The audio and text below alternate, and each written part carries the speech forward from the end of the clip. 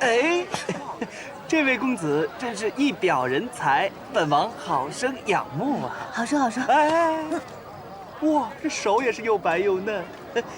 在下对公子一见倾心，不知公子可否？动！哇！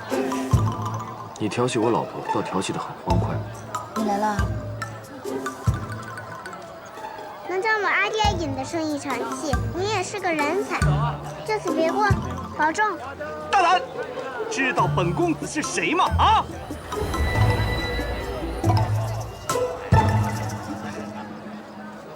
你将他变到哪儿去了？我也不知道。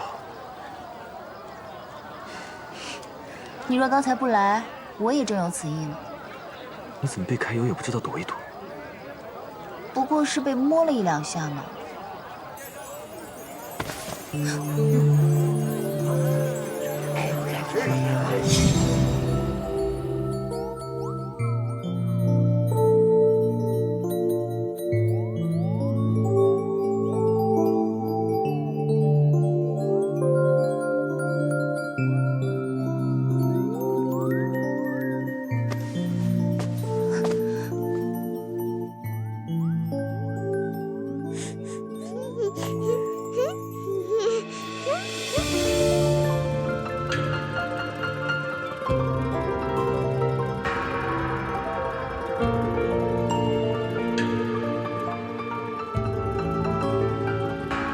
不过是被亲了一两口。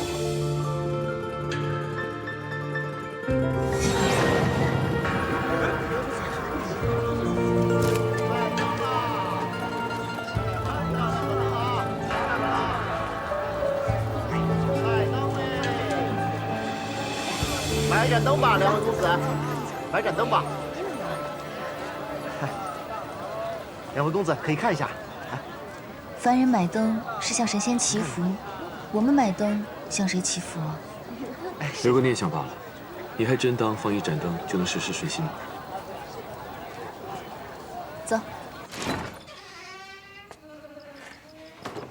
既是二位公子，那就在一起凑合一晚也无妨。我们这小镇呐，一共就3家客栈，王掌柜和李掌柜那2家昨日就订满了，我们这家也是刚刚退了一个客人，就匀出来这么一间。你看，要不先凑合一晚上？麻烦你取些热水来。好。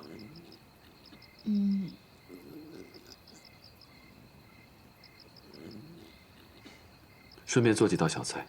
好嘞。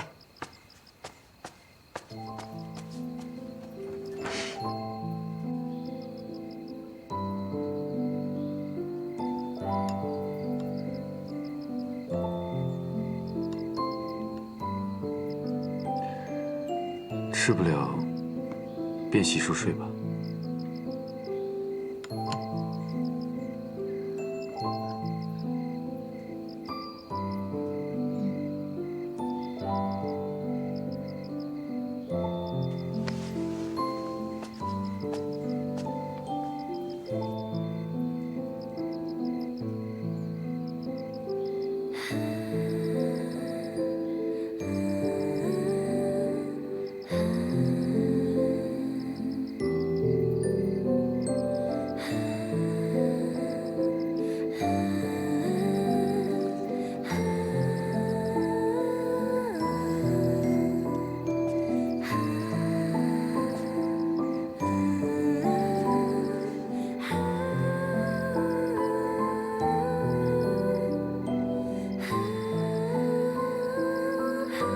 我一贯晓得你的脾气，却没料到你那般决绝。前尘往事你忘了便忘了，我既望着你记起，又望着你永不再记起。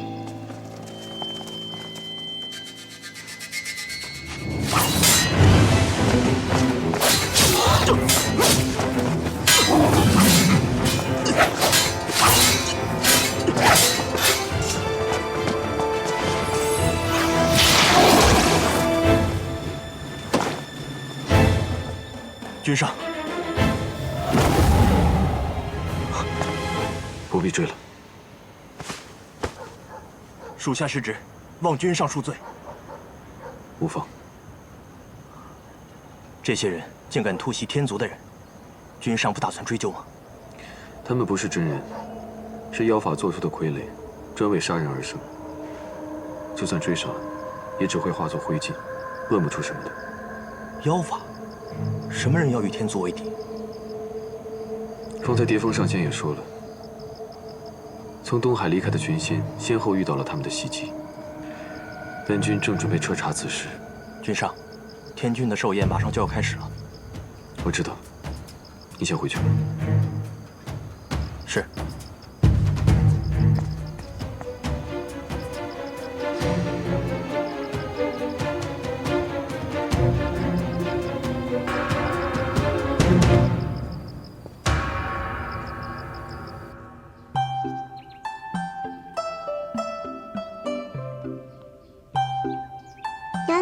娘亲，这个粥很稠。乖。这里的饭菜甚难入口，我便借了他们厨房炖了半锅。难怪，尝着这粥，和你做的粥一样。从前在俊极山时，那个东海的公主给我做的饭，我也吃不惯，却没见夫君专门给我另做饭食的。我稍后有事，还得回趟天宫。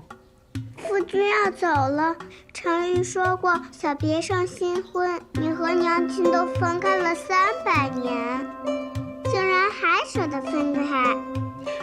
你忘了今天是什么日子了？什么日子？让孩儿好好想想。天上的日子哦。啊，是天君的寿辰。不错。那夫君要带阿离和娘亲去贺寿吗？贺寿？你娘亲不太想要去这种宴席，夫君自己去就好了。嗯，好。你放心吧，你只管放心的去，我带团子回去。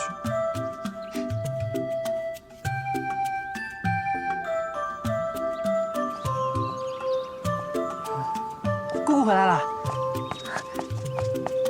太子殿下呢？回天宫去了，说是有什么事要耽搁几天。那岂不是没人给你做饭了？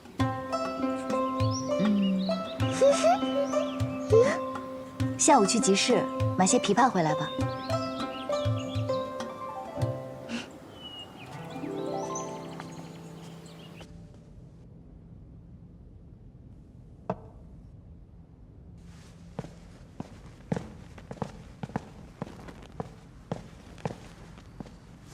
殿下果然守时，一盏茶便是一盏茶。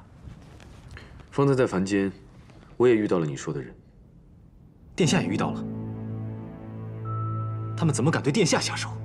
并非要对本君下手，他们是想要一个上仙的命，恰好被我的座下天书遇到。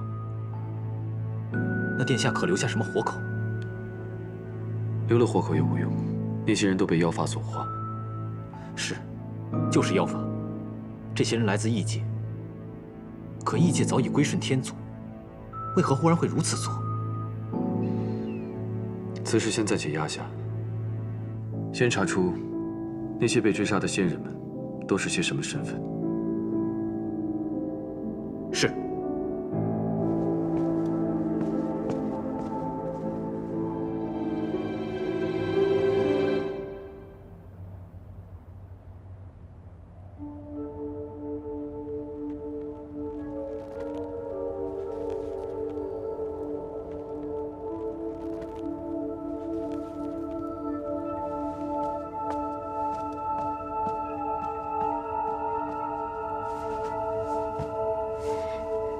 娘娘，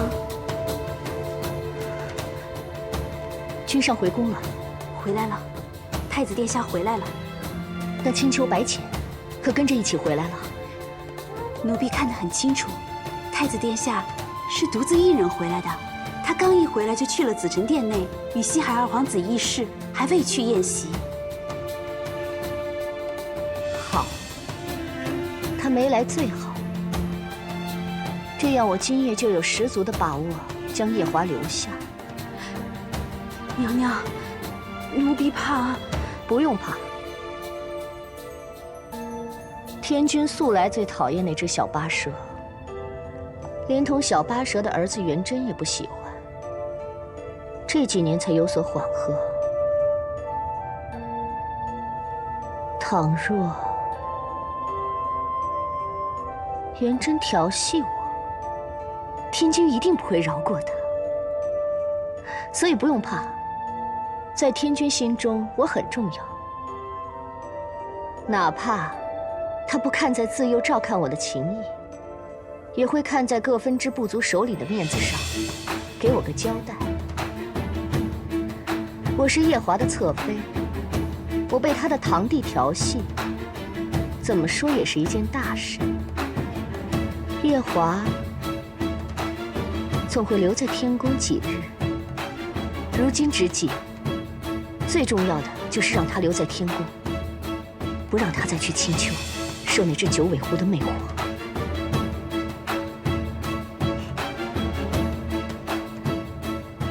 你在此处准备，我去找元真，设法将他带来。是，娘娘。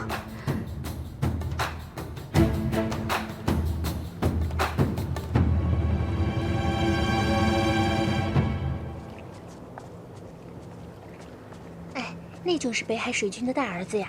是啊，你看看多可怜啊！天君的孙子还要在此处候着，不能直接去叩见。谁让那个北海水君娶那个小八蛇呢？就是。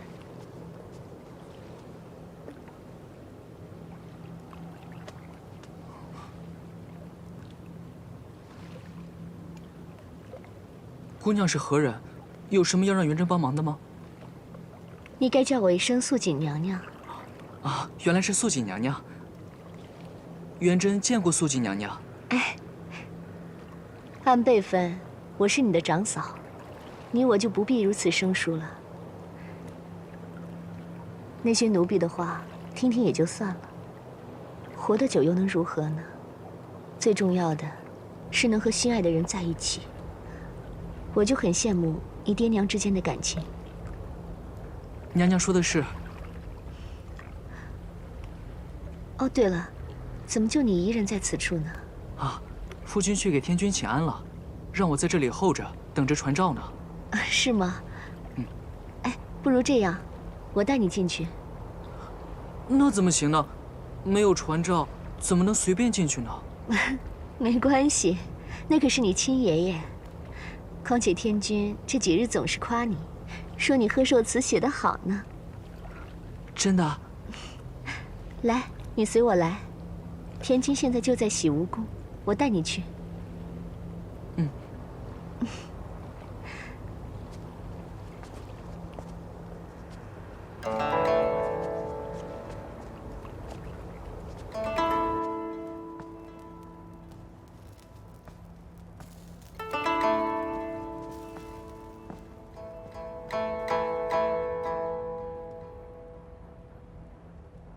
娘娘，此处是……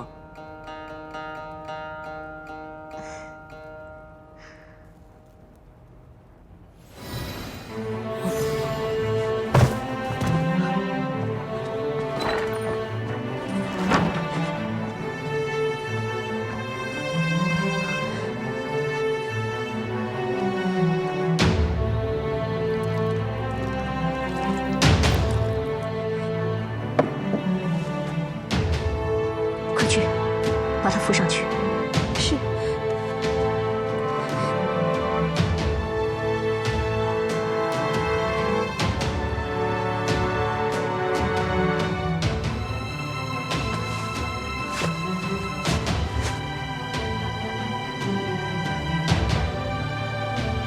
去，拿条白绫悬在梁上。是。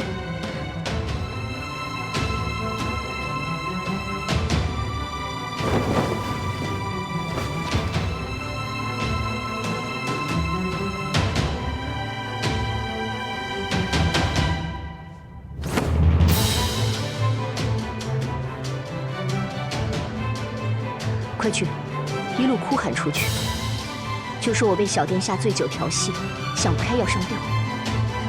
是。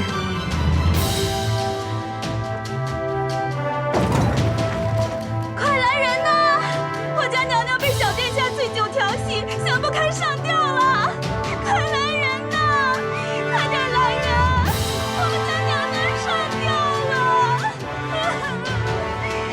来人呐！太子殿下，二叔，听说你最近一直在青丘住着，怕是婚事将近了吧？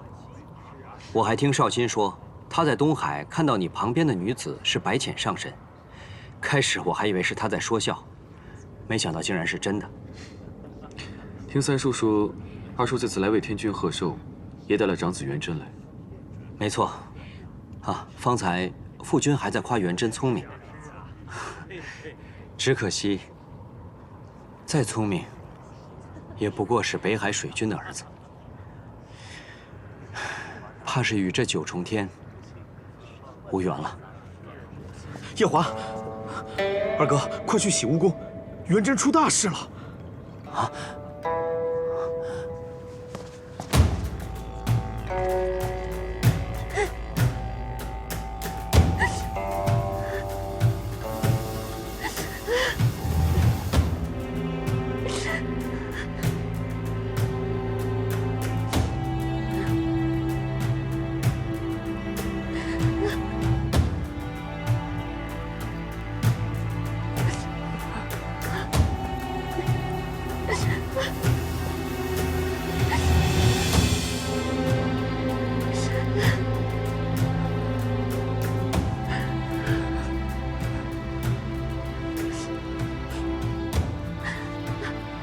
父君，平身。谢父君。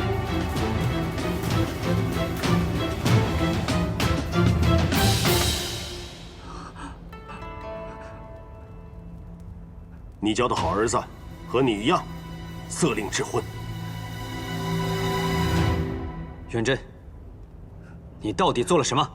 父君，孩儿什么都没有做，孩儿什么都没有做啊！是他闯入臣妾寝殿，臣妾险些生于他。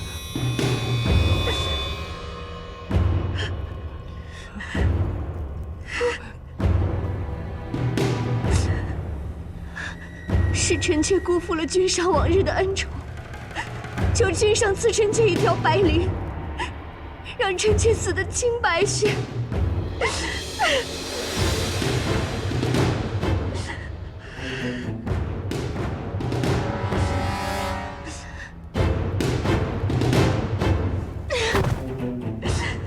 求天君和君上赐臣妾一死。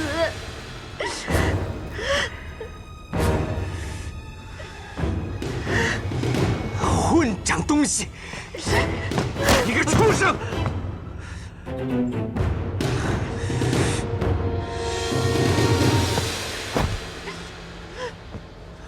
是元贞不懂事，竟对素锦侧妃做了如此丑事。但求父君，念在元贞尚且年幼，就饶他一命吧。求父君，饶元贞一命，从轻发落。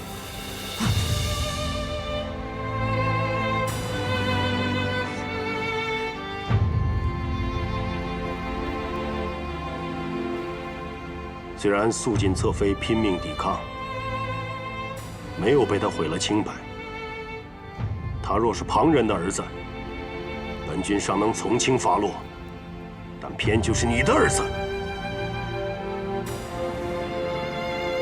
本君三子之中，最宠爱的就是你，也是你最伤本君的心。没想到今日，又是你的儿子伤了本君的心。本君万万没有想到，这数万年来，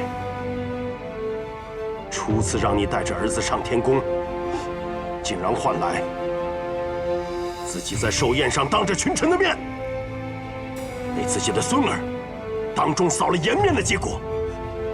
儿臣知错，求父君息怒。元贞，你小小的年纪，竟也能做出这种错事，也是让本君不得不重新审视你。亏得本君还认为你宅心仁厚。求天君明察，素儿真的什么都没有做，是素锦娘娘要素儿来的，素儿真的什么都没有做，求天君明察。你个混账东西！哪个女人会陷害别人来毁自己的清白？都到了这个时候了，你还狡辩！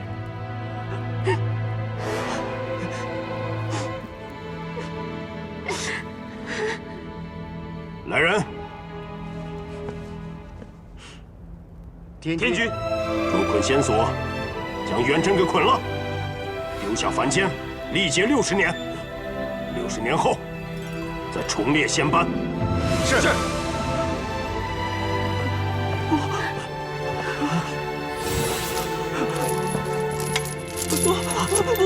夫君，夫君救命！夫君，孩儿真的，请夫君收回成命。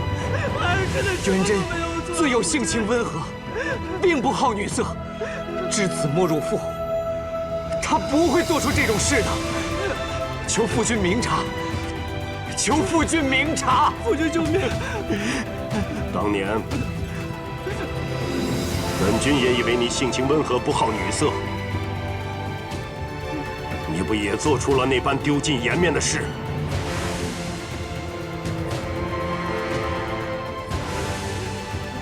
带下去！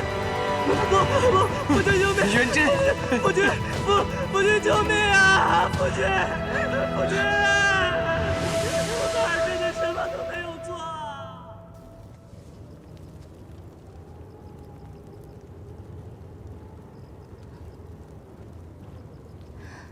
这小孩子这么一哄就睡着了。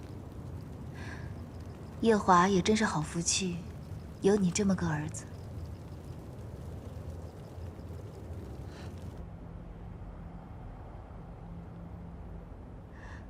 求君上赐臣妾一死，以正清白之身。君上。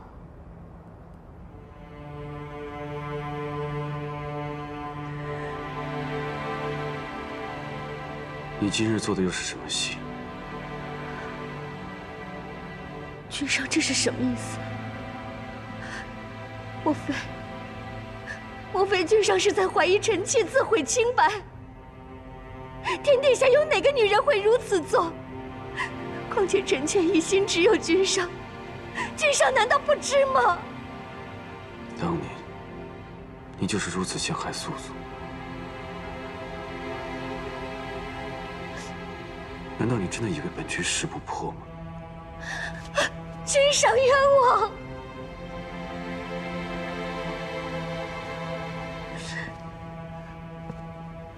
你知道我为什么留着你的命吗？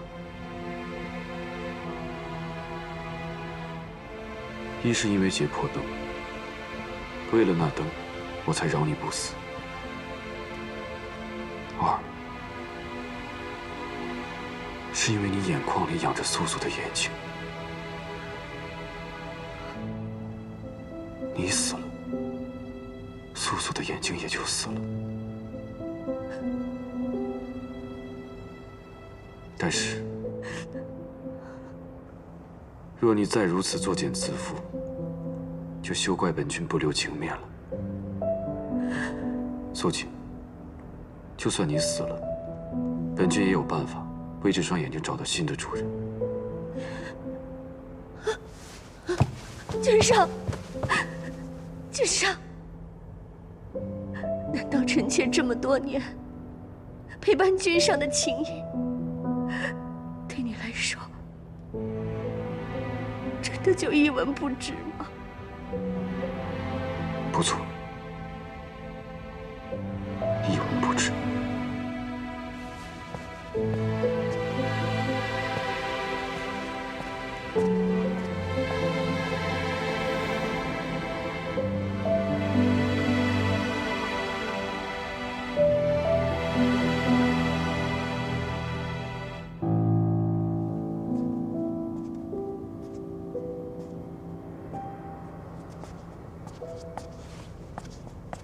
依我看，是素锦设的计，天君将计就计，打压二叔。你真是越来越看得通透了。只是可惜了，元贞那孩子也是倒霉。二哥也有不小心，当年父君就是为了那小八蛇把他贬去北海，如今他却夫妻感情更深，这都是要生第4个了，这不当着四海八荒的面，让父君面上不好过吗？元贞也算是替父母受过了。受一受过也好，稍后啊，我也去劝劝二哥，让他万事都收敛一些，恩爱都得藏着，否则不让父君面上好看，他也不会有好日子过。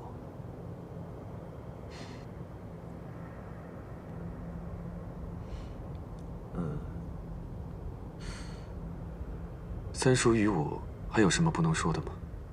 我只是觉得奇怪，你既然知道素素就是白浅了，为何不把她赶紧接回天宫？她可是与你有婚约的人。我不是说过，他已经彻底将我忘了吗？真的忘了？那一定是折颜上神的忘情药了。看来他还记得你挖走他双眼那件事，才将你彻底忘了个干净。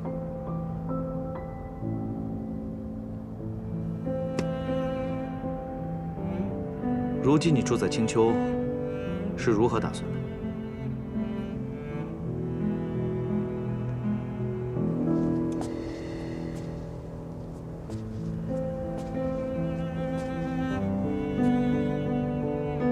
我想从头来过。从头来过？他是素素时，在天宫里没有任何好的记忆。既然如此，忘了就忘了吧。我只要慢慢来，让他心中有我。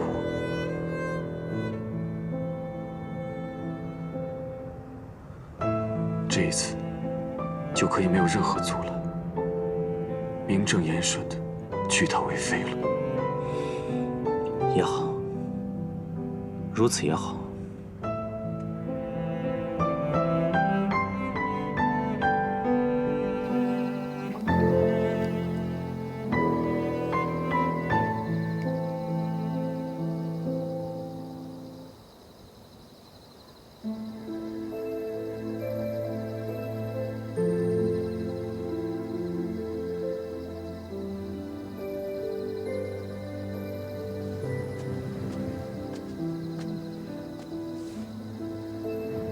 贵人都起风了，快回去吧。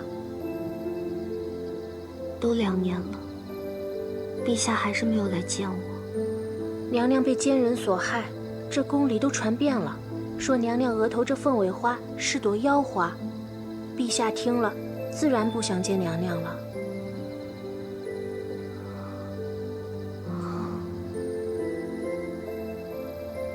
原来是因为这块胎记。这块胎记还是姑姑最喜欢的。娘娘也不要伤心了，谣言总有一天会过去的。娘娘还年轻，不怕得不到宠爱。可若是日日不得见，如何能捧出一颗真心来，圆了他求一人心的这个念想？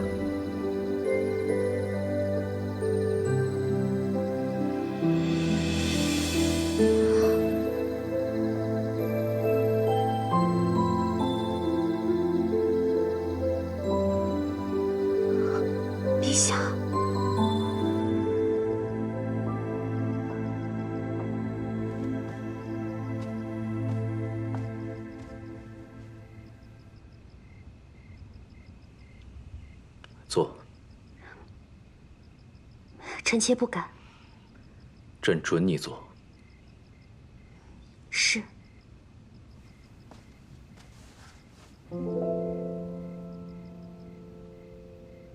贵妃她终究不愿回宫。贵妃。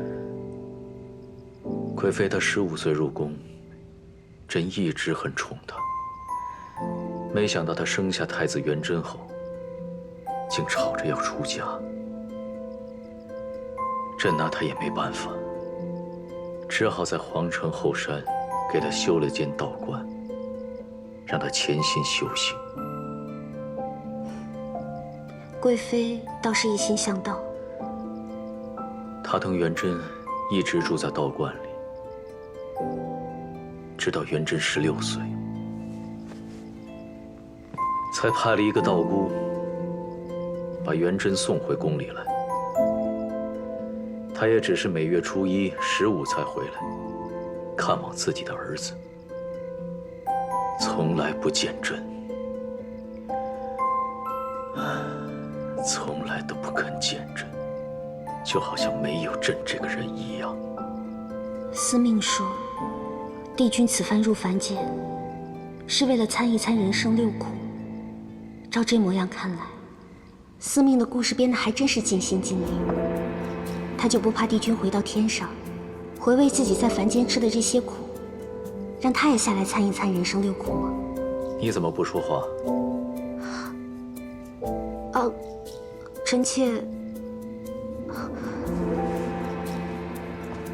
臣妾是在为陛下伤心。贵妃如此得到陛下的恩宠，却不珍惜，如此不但糟蹋了陛下的一片真心，也对不起宫中爱慕陛下的女人啊。你也爱慕朕吗？臣妾是陛下的妃子，当然爱慕。我恨不得把心掏出来，让陛下看一看，心里头装的是谁。倒是很会哄人呢。陛下，你笑了，笑了真好。什么事都可以忘得很快。我姑姑说的，沧海桑田，来回变幻，无论是谁，到最后都会变成一粒尘埃，何必要想那么多，为难自己呢？说的也有些道理。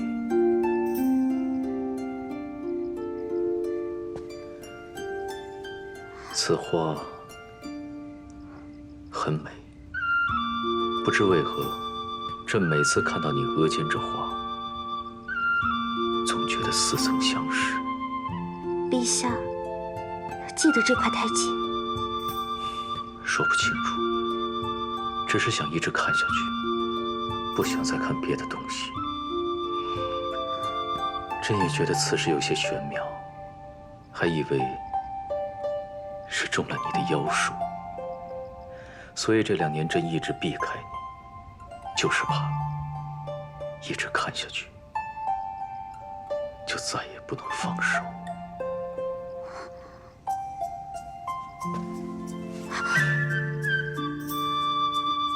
陛下，你的茶喝完了，我去帮你添一杯。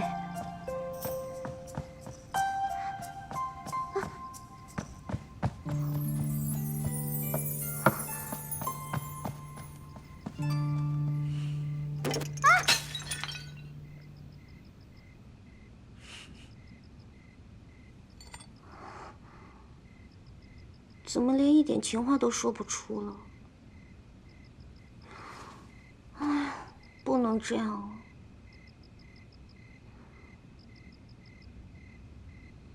有了，两生咒。娘亲，夫君什么时候回来？阿弟想吃蒸蘑菇，想喝白菜萝卜汤。应该快了吧？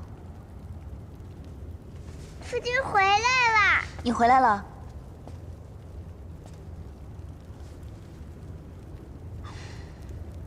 不是和你说过，阿丽现在长身体，不能整日里只吃这些。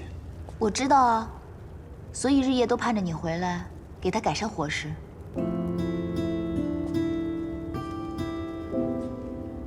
你真的在盼望我回来？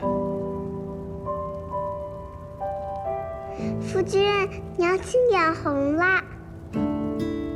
是盼着你回来做饭。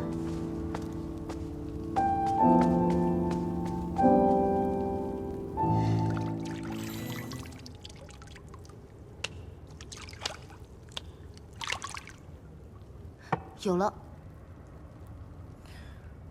哎，姑姑你魔怔了吧？我要去青丘寻一个小仙，让她做夜华造屋里的关门弟子。这样，就算夜华离开青丘了，我们也有的吃了。好，咪咕这就张榜文去。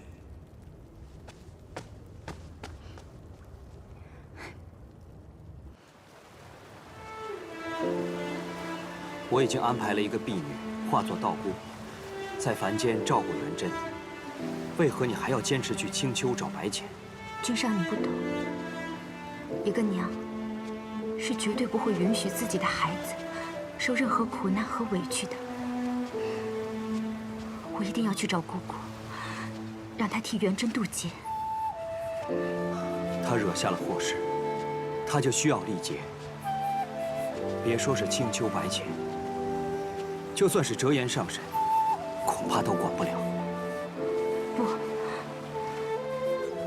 姑姑能管。你对你的那个姑姑，未免也太信任了吧？不是我太信任姑姑，而是我跟君上的事，天宗已经欠了青丘。这件事，别人不管，姑姑一定能管。哪怕姑姑擅自给元贞改了气运，天君也会睁一只眼闭一只眼的。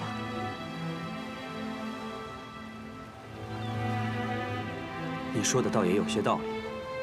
不过，白浅的性子，若是他为难你，君上不要担心，姑姑已经归还了我破云扇，并且许了我一个心愿。她是个言出必行的人，一定不会拒绝我。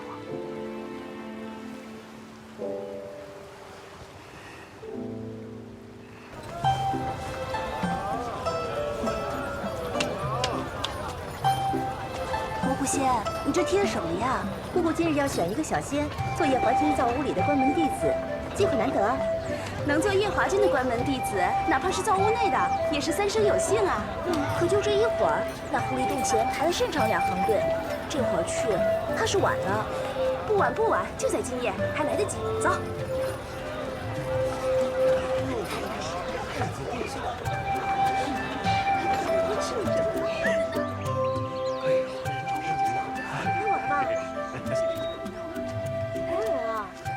你做什么呀？跟我登记一下啊。会打鱼，还会烹饪。一会儿就到我了，自打该我了。就我打的多，而且我还会做呢。下一位。天明谷说你要选一个弟子给我。我会做羊肉，我会煲汤。是啊。我会做牛肉。我会做鱼。下一位。你会做什么菜？让他们都撤了吧，没一个肯过好的。好，记下来。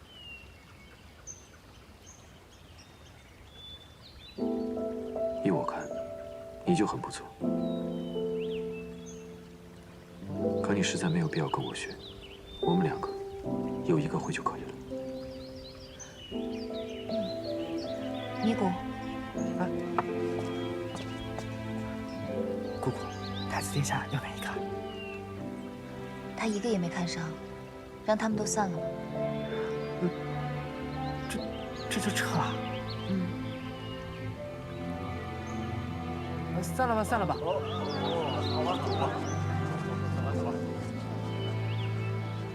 那我带小天孙去划船了。走，来。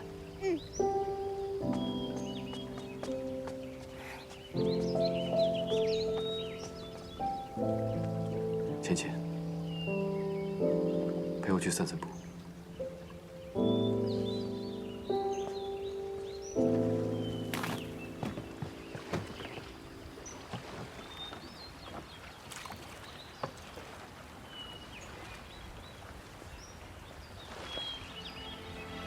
你这般皮兰，一塘花都是自生自灭，却也能养出天然雕饰的雄龙，丝毫不比天宫瑶池的差，真是难得。哪里？我这是壶野池子，怎跟你的瑶池比？你们的瑶池数万年来被仙人凡人写了数千首酸诗，被千万人赞叹。你想去看吗？看什么？九重天，瑶池。啊，有机会吧。按之前你所说的，你从未去过天宫，难道不好奇吗？这四海八荒我没去过的地方多了，若是处处都好奇的话，我岂不累死？你看那昆仑虚也是四海闻名，我不是也照样没去吗？哦，你很仰慕昆仑虚吗？坏了，我没事提什么昆仑虚啊？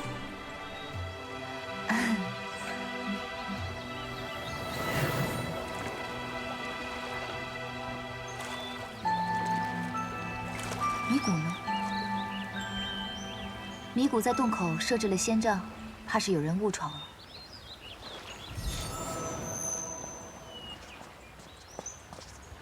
姑姑，这么快就拿着扇子来了，看来是想清楚了。那姑姑的意思是？请他进来吧。是。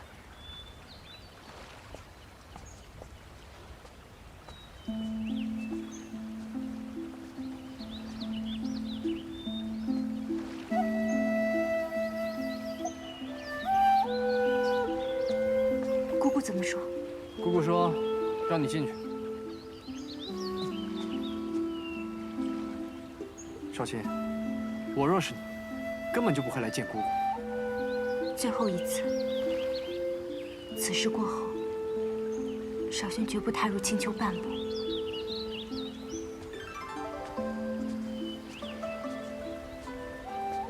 姑姑，姑姑，你带着阿离先去玩吧。小天下，来。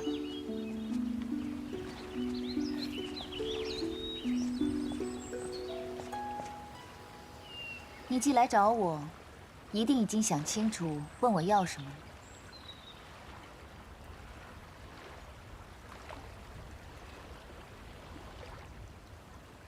叶华君不是外人，你说吧。姑姑，可不可以救救我的孩儿元贞？救你的孩儿？前几日天君寿诞，君上带元贞备了贺礼，前往九重天去给天君贺寿。谁曾想，夜里元贞误闯了洗梧宫，险些调戏了洗梧宫的素锦侧妃。调戏了素锦？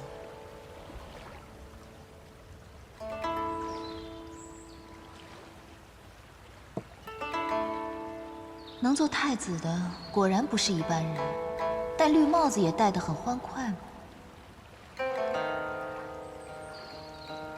可元贞却在最后关头刹住了脚，但是却惊动了天君。天君震怒异常，立即着捆仙索捆了元贞，并下旨命他下凡历劫60年，60年后方可重列仙本。这调戏未遂来说，这处罚确实重了些。元贞是一个善心的好孩子，走在路上连蚂蚁都不舍得踩死一只，恳请姑姑去救他一命吧。可是，他毕竟调戏了叶华君的侧妃。不必做我的人情。元贞那回事，我也觉得判得重了些。他调戏的可是你的侧妃。我没有侧妃。既然太子殿下也觉得判了重了，恳请姑姑下凡救他一命。他不过是下凡历个劫，60年后又能重回仙班，何来救他一命？因为少卿已经打听到，在元贞18岁时，会有一个大劫。这个大劫会苦他一世。少卿不忍心看着他这样备受煎熬，所以恳请姑姑帮他把这劫数度化了，让他平平安安地度过这一生。所以，你来找我，是为了帮你儿子渡劫？是。少卿不敢求姑姑去求情免了这罪责，只求姑姑悄悄地帮一帮元贞。你这件事情来拜托我，托的倒是很有头脑。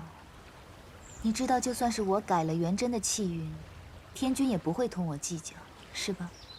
少卿知道，这四海八荒之内，只有姑姑能做这件事。好，我答应你。这件事情我替你做了，但是事成之后，你我主仆情分就算是尽了。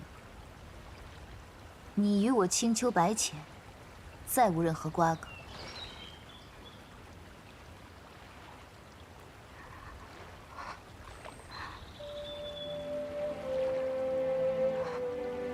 少熙，谢姑姑成全。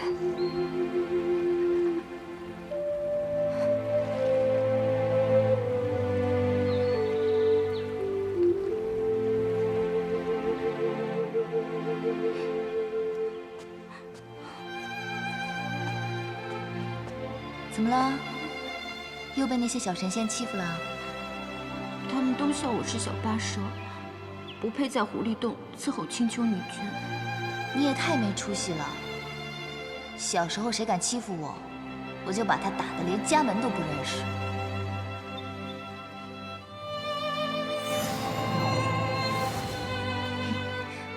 这个呢叫破云扇，是天宫灵宝天尊送我的，送给你。灵宝天尊送的，太贵重了，少卿不能收。你就收下吧。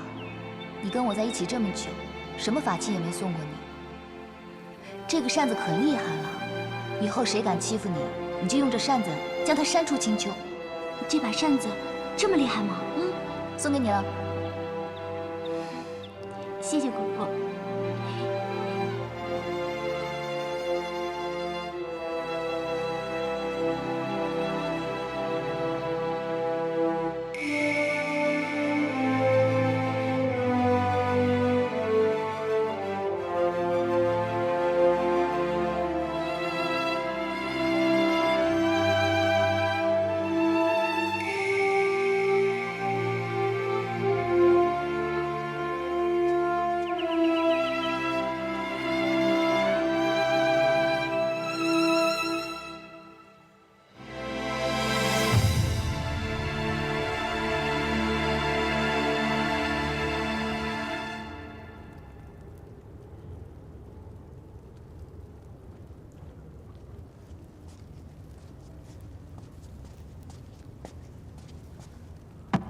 姑姑方才为何说少卿将此事托付给你，还托付得很有头脑？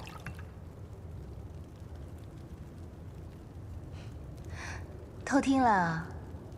我是想听听，这个不顾主仆情谊，害我姑姑沦为四海笑话的人，又是怎样厚着脸皮来求姑姑的？九重天上呢，是个神仙，都有篡改凡人气运的本事。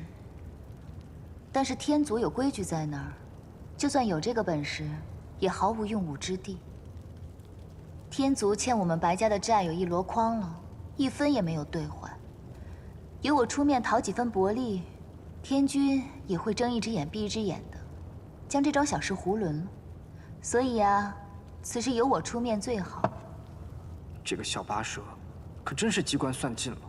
哼，他呀。聪明一点也好，在北海也不至于被欺负。此事简单，办完了，也算跟他断个干净。哎呀，看来我要到东华帝君座下司命星君那里走一趟了，看看那元贞18岁立的是什么节，哪个时辰哪个日子，如何应到人身上。司命星君脾气古怪，他手上那个气运簿子。连天君都不能借来看一看。你若想从他那里下手，怕会有些困难。那该怎么办呀？所幸，东华帝君的司命星君欠我人情。若是我去替你要，会有些方便。真的？你可以帮我要到吗？但你得答应我一件事。什么事啊？去凡间时，将自己的法力封了。封印法力？修改气运本就是逆天的事，你用多少法力去修改气运，就会有多少法力反噬到你身上。天谴，你虽是上神，但被这么反噬几次也十分严重。万一到时我们继任天君天后之位，那该怎么办？继任天后？你忘了，你迟早有一天要嫁入西游宫的。继任天君天后之位，必受81道荒火，9道天雷。若你再被法力反噬，我怕你会保不住性命。哦，好，我答应你就是。不过，你我尚未成亲，若你近日要继任天君的话，我可是来不及嫁你的，也就谈不上81道荒火，9道天雷了。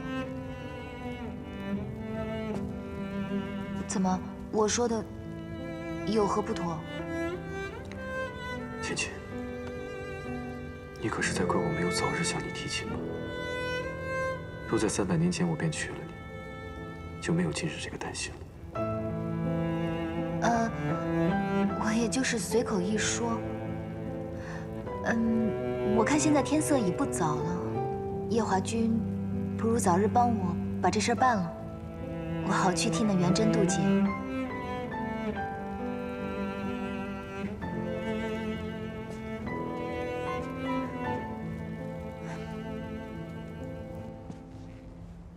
太子殿下怎会想到看元贞的运步？白浅上神答应二叔的小妾，要助元贞渡劫。姑姑还真是宅心仁厚啊，一点都不计较那小八蛇在300年前抢走了二殿下。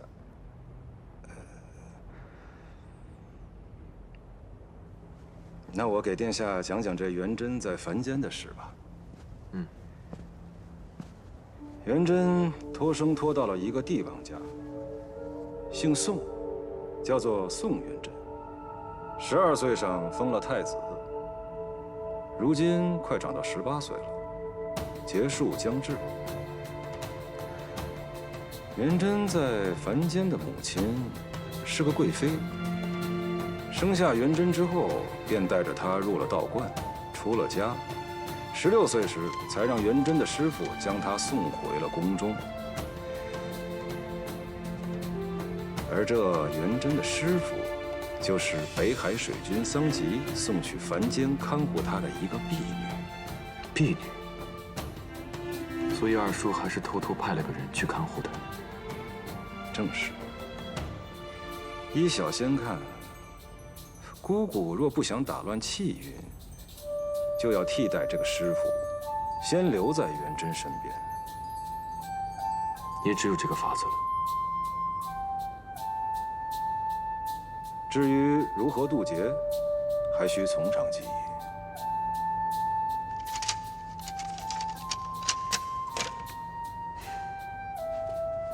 多谢。太子殿下言重了。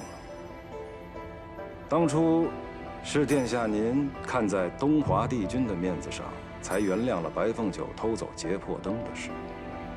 今日就算我替帝君还了这个人情，只是殿下要记得提醒姑姑，到了那人间，一定要封了自己的法力，否则，本君明白。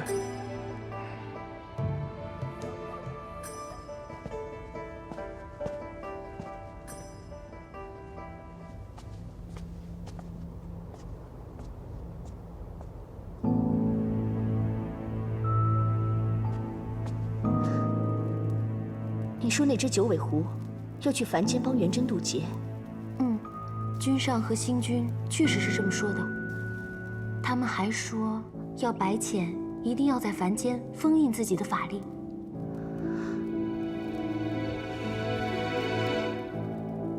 妙清妹妹，我可能也要让你去一趟凡间了。我？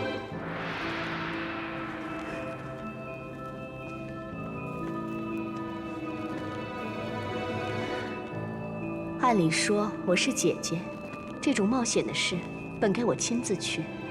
可是我身为君上的侧妃，一举一动皆在众人的眼皮底下，实在是不敢妄动。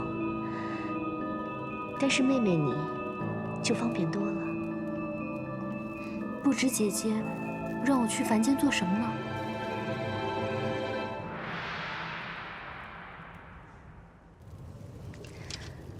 早先一直听你说这册子如何贵重稀罕，我还以为卖你的面子也只能讨回一个小钞，没想到连原物都讨回来了。看看吧，司命这气韵，写得很是让人唏嘘。这司命君不去写几个戏本，真的是屈才了。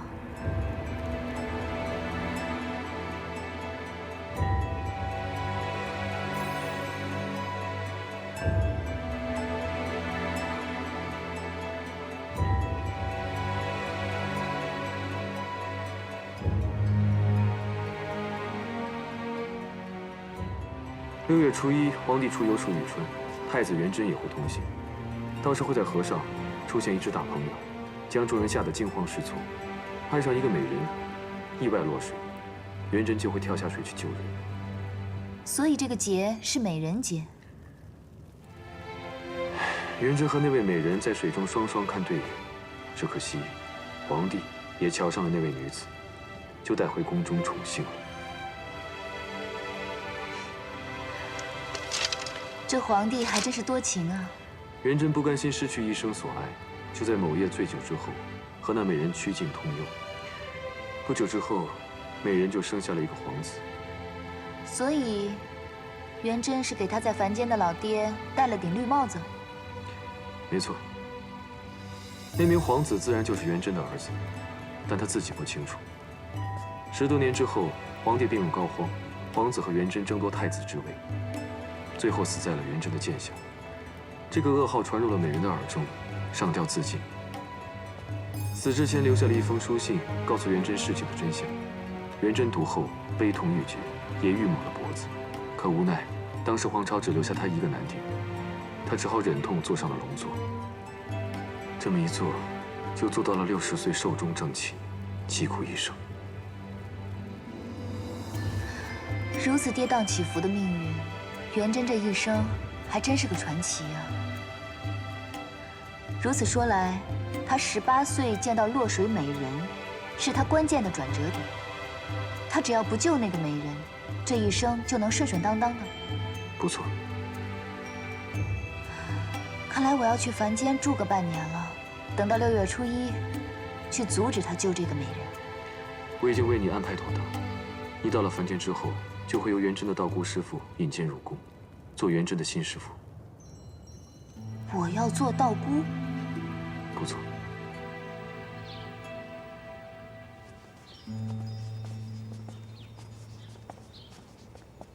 师姐，师妹，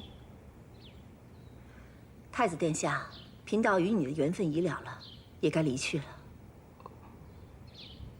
师傅，只是身为殿下的师傅，如此贸然的离去，终归对不起殿下。幸好贫道的同门师姐云游四方，途经此处，贫道托师姐带贫道来看护殿下。师姐几百年不曾出师门了，此番能与元贞殿下结一趟师徒的缘分，与殿下也算是善福。可是元贞舍不得师傅啊。缘来缘去，都由不得你我呀，殿下。元贞明白。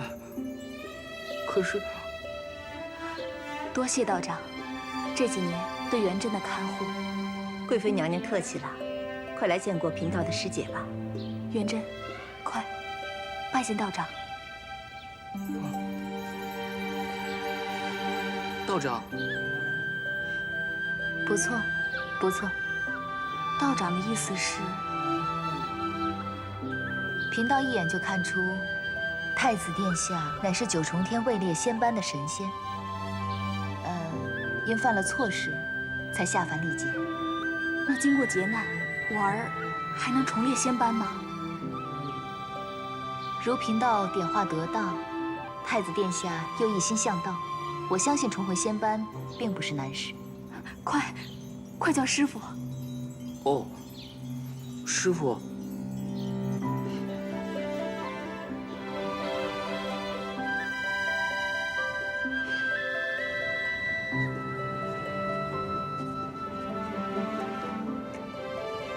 师傅，您若是不嫌，日后便住在此处了。不错，你今日先回吧，明日再来与为师学道。是。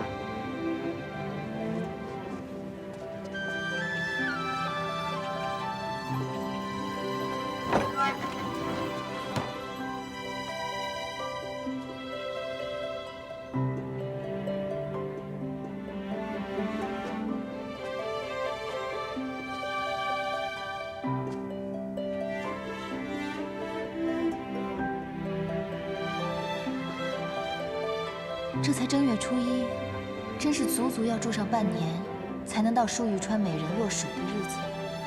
不过也好，能体会体会凡间皇家是如何过日子的。